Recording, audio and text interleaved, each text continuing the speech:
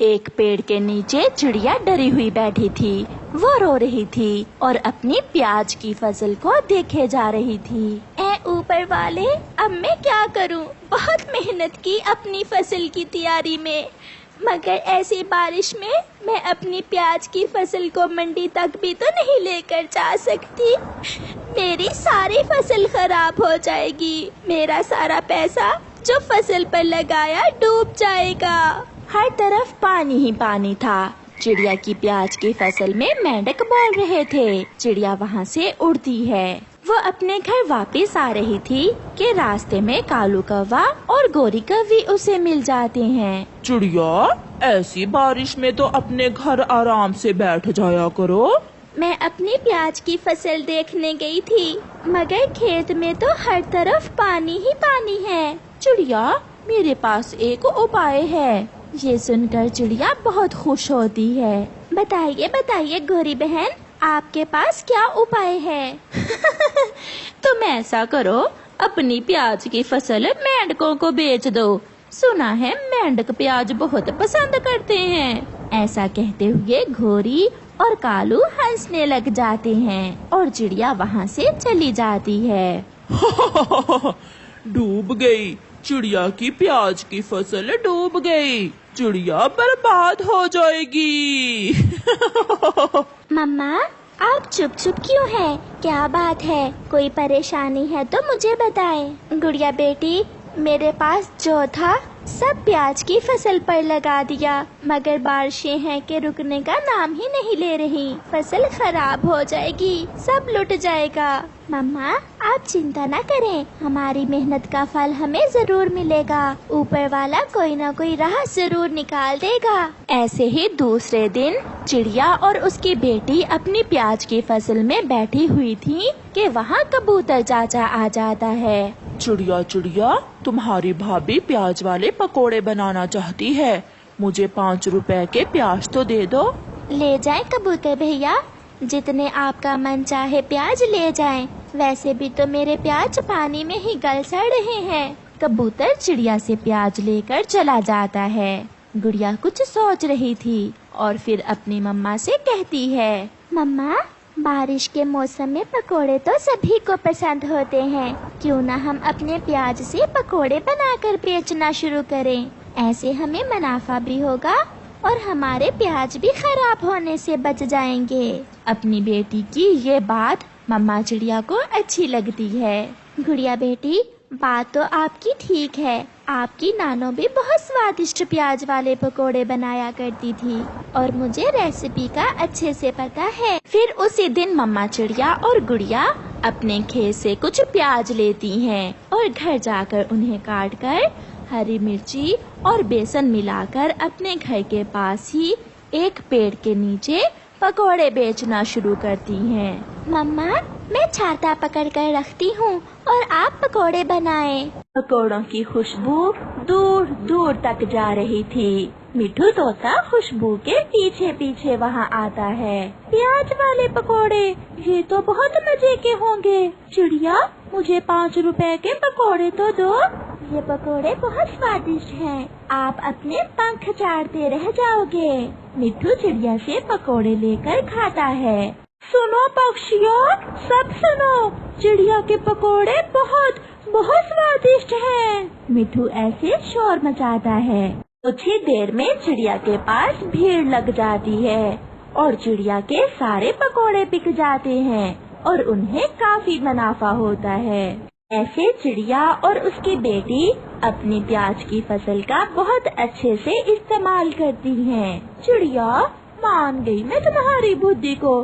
प्याज भी खराब होने से बच गए और मुनाफा भी कमा लिया। हाँ गोरी बहन, अब मेरे प्याज मेंढक नहीं बल्कि पक्षी ही खाएंगे। ये सुनकर गोरी कौवी शर्मिंदा हो जाती है। आंटी, ले, ये पकोड़े आप घर ले जाएं। अगर पैसे नहीं है तो कोई बात नहीं, आप फिर दे देना। गोरी कौवी शर्मिंदा तो थी, मगर पकोड़े देखकर वो खुशी खुशी पकोड़े लेकर अपने घर चली जाती है। माँ बेटी को सफलता मिल गई थी। प्यारे दोस्तों, इस कहानी से हमें सीख मिलती है कि अगर हम कोई भी काम मेहनत से करें तो हमें सफलता जरूर मिलती है। आपका धन्यवाद। छोटी तितली जिसका नाम सोनीता था, वो अपने दोस्त रोज से मिलने आई हुई थी। दोनों एक दूसरे से बातें कर रहे थे। सोनीता, अगर मैं कहीं जा सकता होता तो मैं भी आपके साथ घूमने जाता। रोज, आप हमेशा ऐसा ही कहते हो। ऊपर वाले ने हमें जैसा बनाया है, हम उसी हाल में ठीक हैं। आप जैसी खुशबू भी तो कोई और नहीं दे सकता।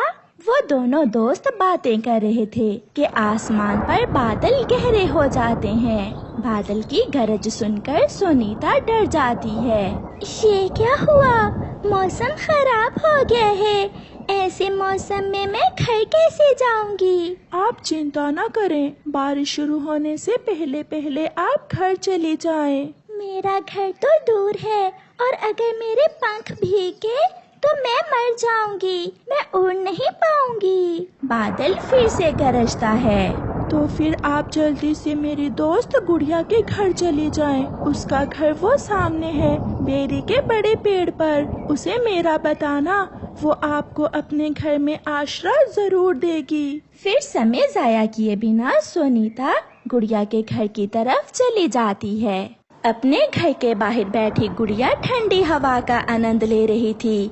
जैसे ही सोनीता वहां पहुंचती है, तेज बारिश शुरू हो जाती है। मुझे अंदर आने दे, मैं रोज की दोस्त हूँ, मैं मर जाऊंगी। गुड़िया सोनीता को जल्दी से घर के अंदर ले जाती है। छोटी तितली, आप कहाँ से आई हैं और आप कौन हैं?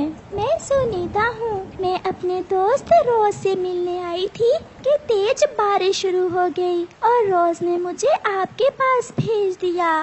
रोज, वो तो मेरा भी दोस्त है। आप चिंता न करें, जब तक चाहें आप यहाँ रह सकती हैं। फिर सोनीता कुछ सुकून महसूस करती है। गुड़िया की मम्मा सोई हुई थी। सोनीता और गुड़िया खिड़की में बैठकर बातें करने लगती हैं। थोड़ी दूर एक कौवी रहती थी। वो चिड़िया की पड़ोसन थी। जग्गू, चलो जाकर देखते हैं चिड़िया ने आज क्या बनाया है। मम्मा मम्मा, चिड़िया आंटी ऐसी बारिश में हमेशा हलवा बनाती है, चलो चलें। गौरी अपने बेटे को साथ लेकर चिड़िया के घर आती है।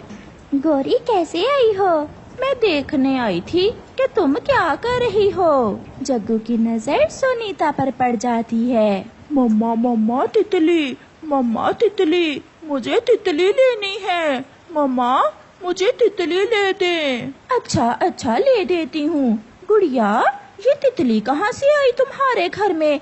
ये तुम जग्गू को दे दो, खेल लेगा बच्चा। ये मेरी दोस्त है और ये कोई खेलने की चीज थोड़ी है। ये शरारती बच्चे मेरे पंख तोड़ देते हैं। प्लीज मुझे इसे ना देना। गौरी, ये लो, ये हलवा मैंने बनाया था। ये लो और तुम जाओ यहाँ से। जग्गू रो रहा था, मगर गौरी हलवा लेकर जग्गू को साथ लेकर वहाँ से चली जाती है। आपने मेरी जान बचाई। मैं आपका ये एहसान कभी नहीं भूलूंगी। आप रोज की दोस्त हो, इसलिए आप मेरी भी दोस्त हो।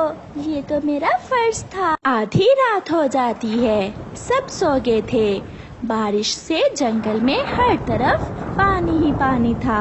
एक जग्गू कौवा ही था जो जाग रहा था। वो तो तितली के बारे में ही सोचे जा रहा था। सब सो गए हैं, मम्मा पापा भी और चिड़िया भी। मैं अभी जाकर तितली को चुरा लेता हूँ। जग्गू अपने घर से निकलता है। वो सीधा गुड़िया के घर की तरफ जाता है और खिड़की से आहिस्ता से गुड़िया के घर में घुस जाता है। सोनीता और गुड़िया भी सोई हुई थीं। जग्गू जैसे ही आहिस्ता से सोनीता को पकड़ने के लिए आगे बढ़ता है, एक तरफ पड़ा दिया जग्गू के पंख से टकराकर उसके ऊपर गिर जाता है और जग्गू के पंख को आग लग जाती है। सब उठ जाते हैं। बचाओ बचाओ, मुझे बचाओ। फिर गुड़िया जल्दी से पानी डालकर जग्गू के पंख को लगी आग बुझा देती है। मुझे माफ कर दो, मैं तितली को पकड़ने आया था। अगर मैं आपके पंख की आग न बुझाती तो तुम कभी उड़ ना पाते। जग्गू बेटा, ऐसे किसी को तंग नहीं करते। मैं आप जैसे शरारती बच्चों से बहुत डरती हूँ। मैं फिर कभी तितलियाँ पकड़ने की जिद नहीं करूँगा।